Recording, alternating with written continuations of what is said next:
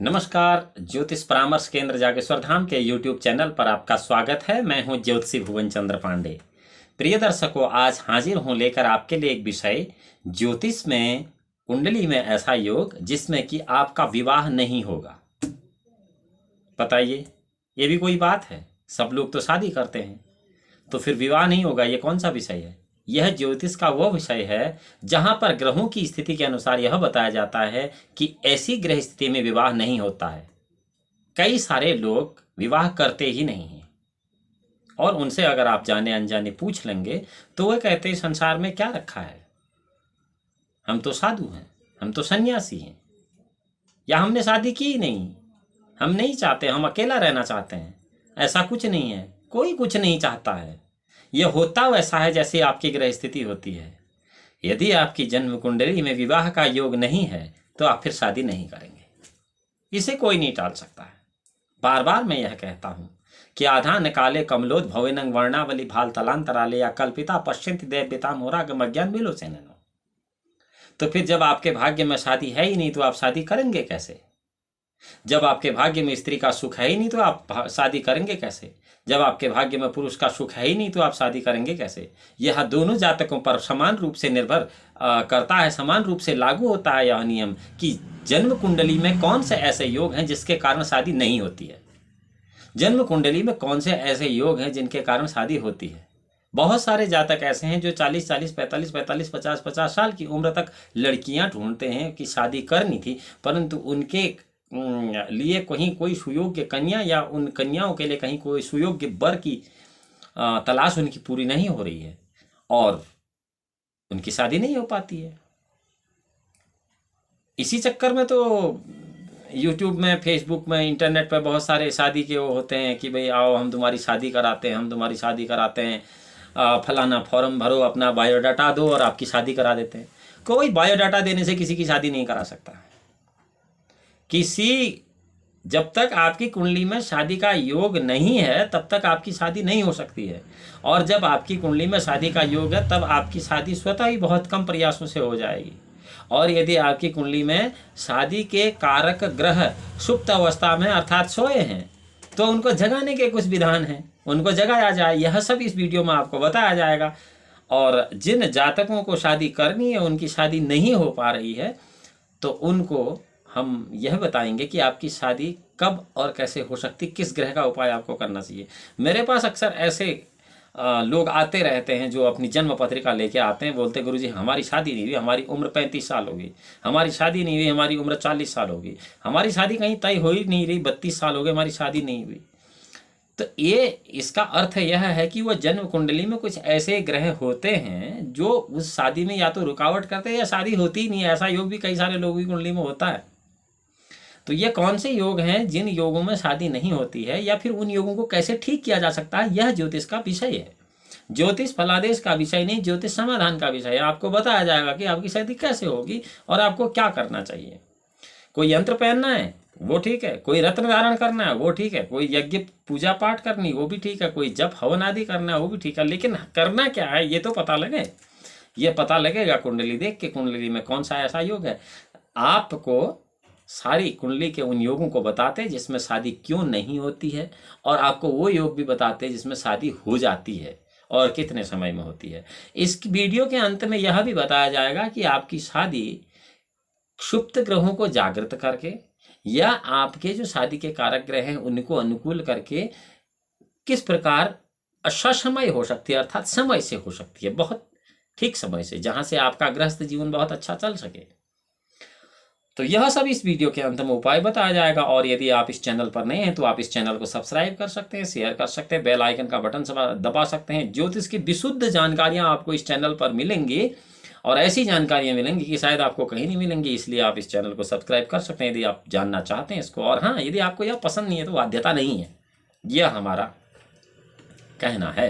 तो आप बताते हैं आपको कि ज्योतिष में शादी नहीं होने के क्या योग हैं या विवाह का क्या समय है। सप्तमेश अगर नीच राशि में किसी जातक की कुंडली में, किसी भी जातक की कुंडली में, चाहे वह स्त्री जातक है चाहे पुरुष जातक है, यदि सप्तमेश उसकी कुंडली में नीच का है और शुक्र छठे भाव में या 8वें भाव में है, तो 18 से 33 वर्ष की में ऐसे जातक को अपने पार्टनर का वियोग होता है।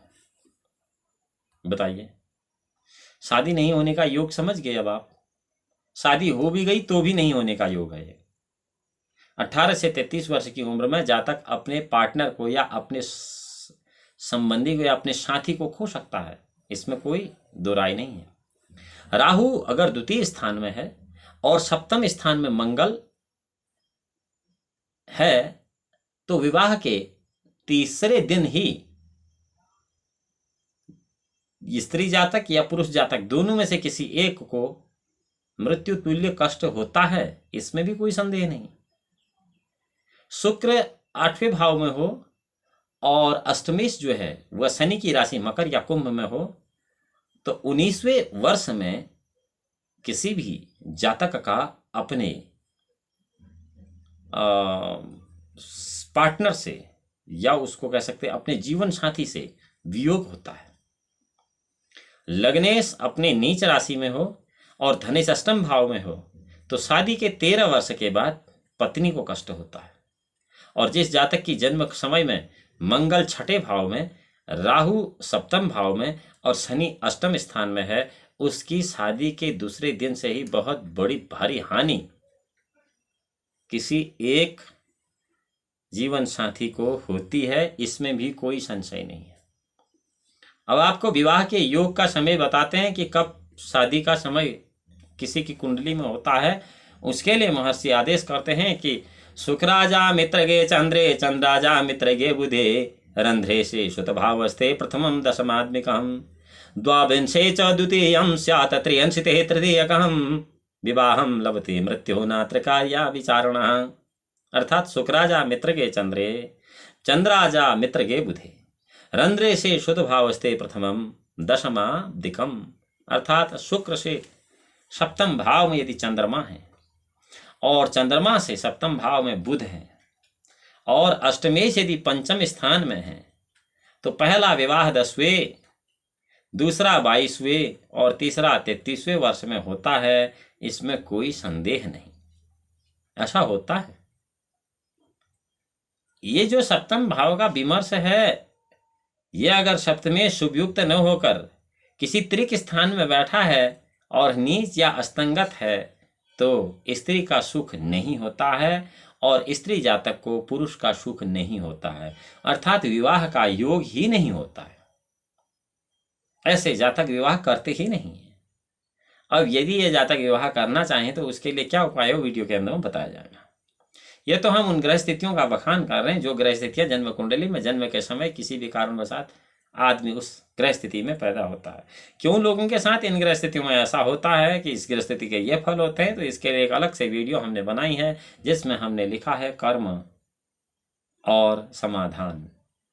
उस वीडियो को आप देख सकते हैं, चैनल को सब्सक्राइब करके। दूसरा नियम यह है कि त्रिकेश 6-8 बार का मालिक किसी भी जातक की जन्म कुंडली में, वह स्त्री जातक हो या पुरुष जातक हो, यदि वह सप्तम भाव में है और उसमें शुभ ग्रह का संयोग या दृष्टि नहीं है तो भी सप्तमेश त्रिकेश भी अगर है तो भी स्त्री सुख में बाधा उत्पन्न होती है। और यही नियम लागू होता है स्त्री जातकों के लिए, उनके पुरुष सुख में बाधा उत्पन्न होती है।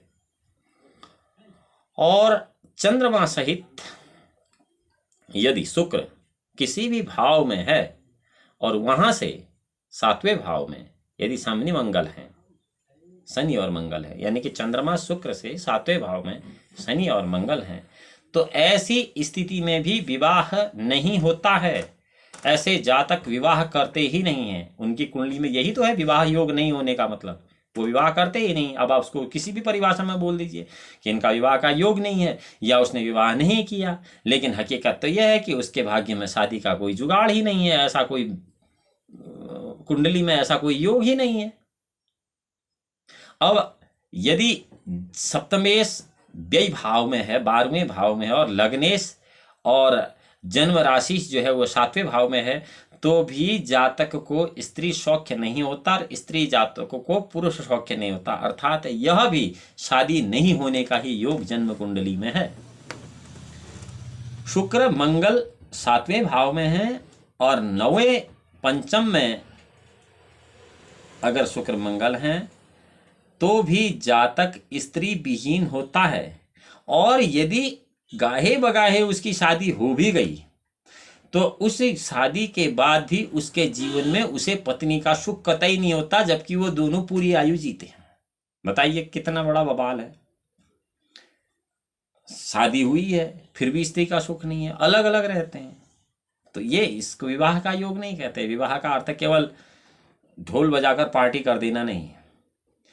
लग्न चतुर्थ सप्तम अष्टम द्वादश भावगत, लग्न चतुर्थ सप्तम अष्टम द्वादश भाव में जो गए हुए पाप ग्रह हैं वह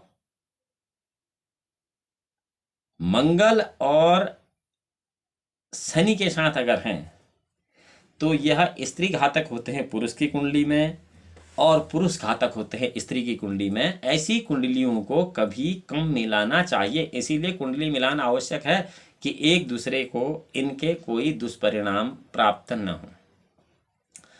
पाप ग्रहों के बीच का अगर कोई किसी भी जन्म कुंडली में शुक्र है, उसके आगे और पीछे पाप ग्रह हैं, या सपाप शुक्र है और शुक्र को सप्तम अष्टम तथा द्वादश भाव में गए हुए पाप ग्रह देख रहे हैं, तो भी यह योग पुरुष की कुंडली में स्त्री घातक और स्त्री की कुंडली में पुरुष घातक होता है। और चंद्रमा से 1, 4, 7, 8 स्थानों में पाप ग्रह जो है दंपति का पति और की कुंडली में रहने से स्त्री का, और स्त्री की कुंडली में रहने से इस पुरुष का पुरुष के लिए यह घातक होते हैं। मतलब एक दूसरे की कुंडली के लिए घातक होते हैं। अब स्त्रियों की संख्या का विचार कर देते हैं। यहाँ एक बहुत बड़ी बात है कि यह स्त्रियों की संख्या का विचार ही नहीं है, बल्कि पुरुषों की संख्या का भी विचार है। पुरुष भी किसके कितने हैं इसका भी विचार है, स्त्रियां भी किसके भाग्य में कितनी इसका भी विचार है। सप्तम भाव में बुध, गुरु या रवि, मंगल के रहने से जातक एक स्त्री वाला होता है, यानी कि उसको पत्नी व्रता पुरुष कह सकते हैं। और लग्नेश तथा सप्तमेश दोनों ही लग्न और सप्तम में हैं तो जातक की 2 शादियां होती हैं, चाहे वह स्त्री जातक हो चाहे वह पुरुष जातक हो।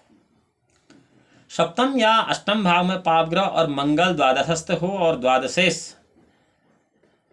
अदृश्य चक्रार्ध में अर्ध चक्र में है किसी भी जन्म कुंडली के। यह जन्म कुंडली का अर्ध चक्र क्या है यह आपको मैंने एक दूसरी वीडियो में बताया, आप उसे देख सकते हैं, चैनल को सब्सक्राइब कर सकते हैं। तो ऐसे जातक को द्वितीय विवाह अवश्य होता है। यदि सप्तमेश शुभ ग्रहों के साथ त्रिक में है, यदि सप्तमेश शुभ ग्रहों के साथ त्रिक में है, अशुभ ग्रह हैं और त्रिक भाव में है 6 बार में, तो और सप्तम स्थान में पाप ग्रह है, सप्तम स्थान में पाप ग्रह, तो जातक की 2 शादियां होती हैं। यह स्त्री जातक और पुरुष जातक दोनों के लिए बराबर नियम लागू होता है।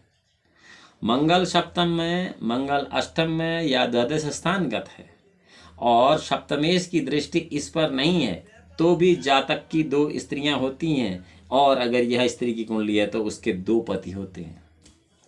सप्तम या द्वितीय पापग्रह से युक्त होगा या पापग्रह से दृष्ट होगा, तो ऐसी स्थिति में सप्तमेश की दृष्टि इस पर नहीं भी होगी तो जातक 2 विवाह वाला होगा।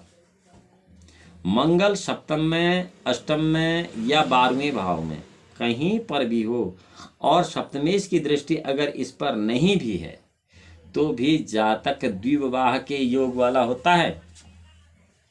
इसीलिए तो बार बार कई सारे पंडित इस योग को न कहकर बहुत घातक या बहुत खतरनाक मांगलिक योग आपको बता देते हैं। यह मांगलिक योग को आपको लगता है कि मंगल तो यहाँ है नहीं, और फिर जाके आप किसी दूसरे ज्योतिषी से पूछते हैं कि पंडित जी हमारी कुंडली में मांगलिक दोष है, तो पंडित जी कहते हैं नहीं यहाँ तो कोई मांगलिक दोष नहीं है। अब कुछ तो आप छुपा रहे होते हैं और कुछ फिर ये जो पंडित जी नए वाले हैं ये छुपा देते हैं, क्योंकि इन्हें भी फिर ऐसा कोई लेना देना नहीं। भाई आपका प्रश्न ही मंगल तक आ गया तो उन्होंने जवाब भी मंगल तक ही देना है। तो यदि लग्न या द्वितीय भाव में या सप्तम भाव में कोई भी पाप ग्रह बैठा हो और सप्तमेश और एकादशेश केंद्रगत हैं, सप्तम भाव का स्वामी और एकादश भाव का स्वामी यह दोनों केंद्रगत हैं, तो ऐसी स्थिति में क्या होगा कि जातक को दूसरा विवाह हो जाता है, स्वतः ही हो जाता है। यही 2 विवाह का योग है। और यदि लग्न में या द्वितीय भाव में या सप्तम भाव में कोई पाप ग्रह है, लग्न में, दूसरे में, सप्तम में कोई पाप ग्रह है, सप्तम से नीच राशि का है, या अस्तंगत यानी कि बहुत ऐसे अंशों वाला है जो अंश की सूर्य के समान है, यानी कि सूर्य के जितने अंश आपकी कुंडली में उतने ही अंश उसके भी हैं, तो भी जातक जो है 2 से अधिक स्त्रियों वाला हो जाता है। कई बार आपने देखा होगा कि एक आदमी ने 2 क्या तीसरी क्या चौथी शादी कर ली। यह ऐसा नहीं है कि साधारणतया नहीं होता, साधारणतया होता है, पर हम लोग इसको इतना अच्छे से समझ नहीं पाते क्योंकि हम समाज में बहुत एक सीमित दायरे में रहते हैं।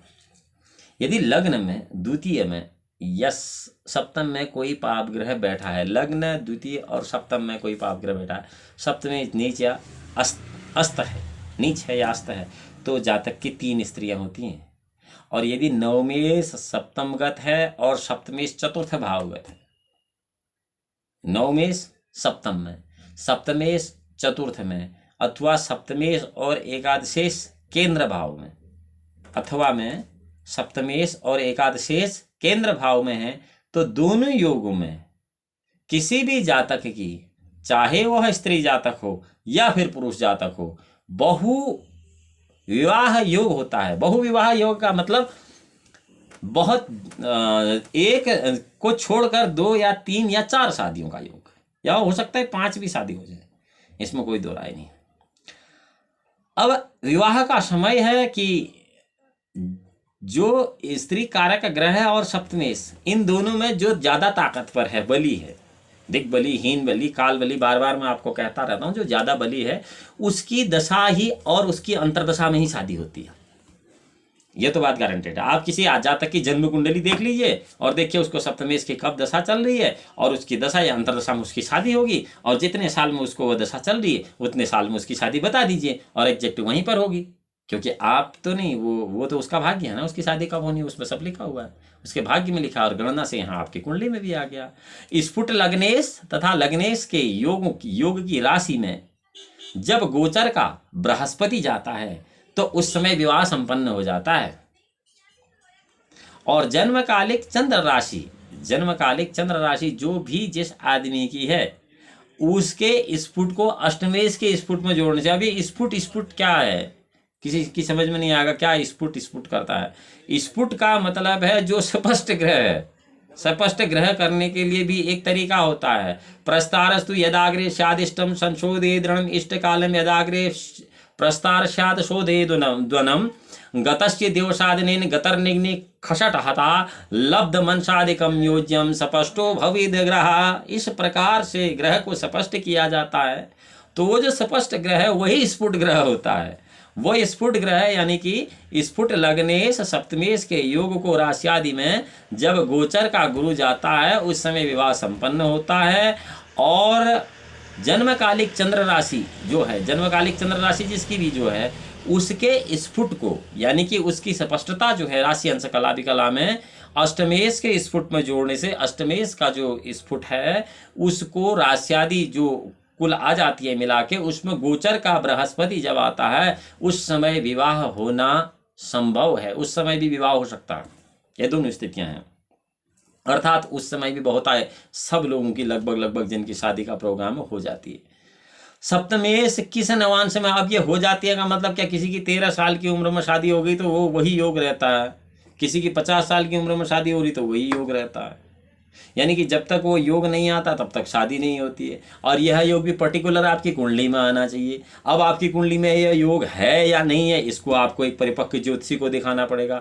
ज्योतिषी के पास अगर आप जाते हैं तो आपको बता देगा। यदि आप किसी ज्योतिषी के पास नहीं जा सकते हैं और आपको पता है कि हमें दिखाना है तो भाई साहब आप इसी YouTube चैनल के कमेंट बॉक्स में अपना डिटेल भेज सकते हैं। निःशुल्क कंसल्टेंसी है, कोई परामर्श का शुल्क नहीं है। आप इसे आसानी से अपना यहाँ पर डिटेल भेजकर देख सकते हैं। अब लग्नेश जिस नवांश में होगा उसका अधिपति जिस राशि में होगा। लग्नेश जिस नवांश में, अलग अलग राशियों के अलग अलग नवांश होते हैं, अलग अलग ग्रह अलग अलग नवांश में होते हैं। तो लग्नेश जिस नवांश में होगा उसका अधिपति जिस राशि में होगा उस समय द्वितीय स्थान में गोचर का चंद्रमा और गुरु जब आएंगे उसी समय विवाह संपन्न होगा, इसमें कोई दो राय नहीं। अब आपको यह पता लग गया कि किस समय ज्योतिषीय गणना के अनुसार शादी होती है और कितनी शादियां होती हैं और कहाँ पर विवाह नहीं होने का योग होता है। अब आते हैं इसके निदान पर। प्रिय दर्शकों, जिन जातकों की कुंडली में ऐसे अशुभ योग हैं या आपकी शादी में देर हो रही है, तो आपको ऐसा कौन सा उपाय करना चाहिए जिससे आपके ये ग्रह अनुकूल हो जाए और आपकी जो इच्छा है विवाह की वो पूरी हो जाए। इस सब के लिए आपको क्या करना है कि एक सबसे बड़ी बात यह है कि जो उपाय है वह मेष वृष मिथुन कर्क सिंह कन्या तुला वृश्चिक धन मकर कुंभ मीन, इन सभी राशियों के लिए एक ही उपाय मैं आपको आसान उपाय बता रहा हूं। वो उपाय इस प्रकार से है कि दुर्गा सप्तशती का एक अर्गला स्तोत्र है। उस अर्गला स्तोत्र में यह कहा गया है कि भार्या मनोरमाम देहि मनोव्रतानुसारिणीम तारिणी दुर्ग संसार सागर से कुलोद्भवाम।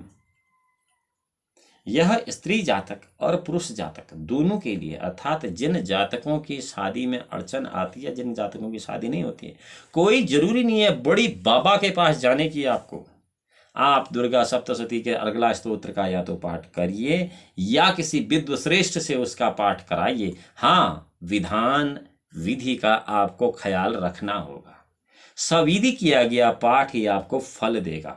और इससे पूर्वोक्त में जो आपको बताया गया है, इनके लिए भी इन ग्रहों का बलि होना आवश्यक है। उन सुप्त ग्रहों को जगाने की प्रक्रिया में मैं यहाँ पर आपको बता रहा हूँ कि दुर्गा सप्तशती के अर्गला स्तोत्र से इन सुप्त ग्रहों को आप जगा सकते हैं और अपने मनोवांछित फलों की प्राप्ति कर सकते हैं। यह प्रैक्टिकल आप पर निर्भर करता है, आप इसे कैसे करते हैं। यदि आपको यह जानकारी अच्छी लगती है तो आप इस चैनल को सब्सक्राइब कर सकते हैं, बेल आइकन का बटन दबाकर शेयर कर सकते हैं और अपने चाहने और जानने वालों को विशुद्ध ज्योतिष की जानकारी से अवगत करा सकते हैं। अगली वीडियो में मिलेंगे, आपको बताएंगे आयु किस व्यक्ति की कितनी आयु होती है और वह अल्पायु, दीर्घायु या मध्यम आयु किस प्रकार होता है, यह सब विषय लेकर आएंगे। भगवान भोलेनाथ आपका परम कल्याण करें। तब तक के लिए नमस्कार।